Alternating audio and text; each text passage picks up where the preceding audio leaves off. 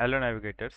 Today we are going to start a new series in which I am going to discuss multiphase flow solvers that are present in OpenFOAM. First we are going to start with the simplest one, which is called interFOAM. This particular solver is used to solve multiphase flow. Essentially only two phases are involved and they are immiscible. Let's get started.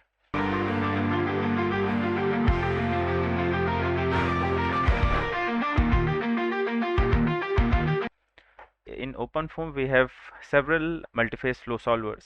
This is one of them. We'll discuss the entire suite in this particular lecture series. As I said, that interFOAM is used to solve immiscible two-phase flows. That means that you cannot have more than two phases. For example, you have a column of water and here you create some air. These two phases can be defined by some integer. For example, alpha equal to 1 is water and alpha is equal to 0 is air, and the interface is the transition between the alpha values. In order to solve these two flows, we solve the Navier-Stokes equation in the individual phases, but the interfaces are captured using this volume of fluid methods that we'll discuss in a short while. The application of this particular solver involves sloshing. For example, you have a container which is moving with some acceleration a, and you have some fluid, for example some petroleum, which is kept inside this. As this is moving, this fluid is going to have some different surface, and when it comes to a sudden stop, then it will slosh. In that case, what is going to happen inside this container, that can be computationally simulated using this particular solver. Then you have bubbly flows. For example, whenever you see sea waves that comes towards the beach, you see froth forming here and there, and also in beer bottles you see a lot of bubbles that are forming. When you pour it, how it is going to behave and how it is going to change the flow dynamics, that you can also solve using this particular solver. And the last one is the time break problem that I just discussed. Essentially, in both the phases we are going to solve this. Depending upon the density of those phases, we can have these terms changed, but there will be continuity across the interface.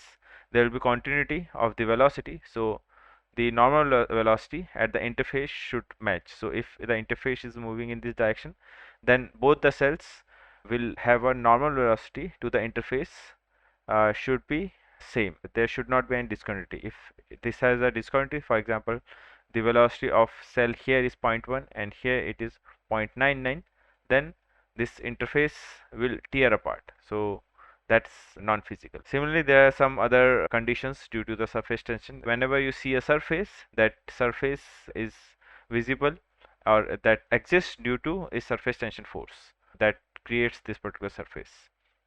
That also you can add as a source term, a surface tension force that can also be added in this particular momentum equation. Then here you can have variable density and viscosity due to multiphases, and as I said, you can have surface tension force added as a source term. Then here comes the volume of fluid equation. Here you can see this alpha is the volume fraction of the liquid phase, and you have this relative compression velocity. This term makes sure that when there are two phases, there is a transition. Here alpha is 0 and here alpha is 1. So this transition creates the thickness of the interface. Let's say this interface thickness is 0.001. This particular term can make sure that this particular thickness is as small as possible, and you can control this by having this UR. This UR will make this interface thickness smaller and smaller, but this will also make the solver unstable. This parameter can be used to control the stability of the solver. The interFOAM is a time-dependent solver where two incompressible isothermal immiscible fluid, that means If there is an interface, then there cannot be diffusion across the interface. That means they are immiscible. It employs the PIMPLE algorithm. There is no option for simple algorithm here, because usually all the flows which we want to solve that are multiphase, there is some kind of movement. Therefore, all the time dependent solvers use PIMPLE algorithm. It is a combination of PISO plus simple, and it solves the momentum equation for velocity and pressure correction. It solves PRGH, which is P plus rho GH. It solves for this instead of just pressure. This is a modified pressure which takes care of the pressure variation due to the height. Usually in all the multiphase flow, we have to have this gravity. We can also solve without gravity. In that case, if you are just interested in the effect of surface tension across the phases, then you can ignore this, but usually you always give this rho gh in real simulations. And then you solve for this volume fraction alpha. This is the entire flow, and this particular solver is capable of handling free surface motion and surface tension effect, as I mentioned. So you just have to pass the sigma, which is the surface tension coefficient for the two phases, and then it will just add the effect of that in the flow. We'll also talk about the solution procedure when we are going to simulate something using this particular solver. This is the overall procedure.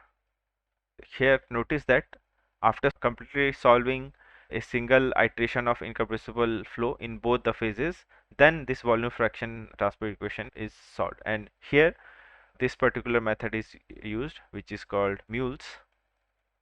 That also we'll discuss when we look into the source code. So then write the results and move to the next time step.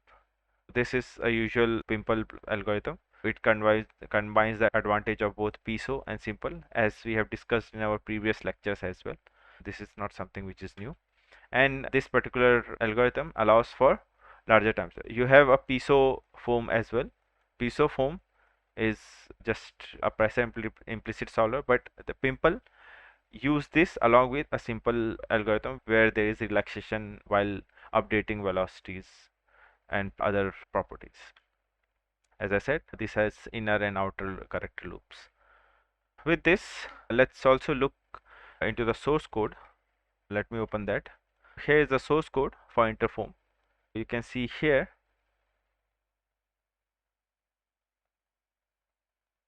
we have this interFoam. You can see it's solved for two compressor isothermal immiscible fluid using volume fraction, phase fraction based interface capturing approach with optional mesh motion. It can handle mesh motion, mesh topology change, including adaptive remeshing that we have discussed in some other cases. Tutorials for that are present in our channel, but we are not going to discuss these in this particular lecture series because this is just an additional complexity. In order to understand multiphase flow, you don't have to deal with this, and this can be easily added using the same procedure that we have discussed in other lectures. Here you can see this is the CMULES file which uses this MULES method, which is called multidimensional universal limiter for explicit corrector implicit solution. This particular method is used to solve for the volume of fluid variable alpha. And here you should also see that what are different schemes that you have to take care of. For example, in a PIMPLE foam method, in the schemes you have to pass the Laplacian term. Here also, if you go here, you will see you have a ddt of rho u, which is stepper, but here you have rho phi u. This is something which is different in case of multiphase flows. This is the turbulent term which is going to be the same. Then you have SN grad terms, which is also the same. You just have to take care of what kind of method is used to evaluate SN grad. Then this is the surface tension forces, that if you define any sigma value, non-zero sigma value, then this particular term will be added to the equation. Then in the alpha control, you can see here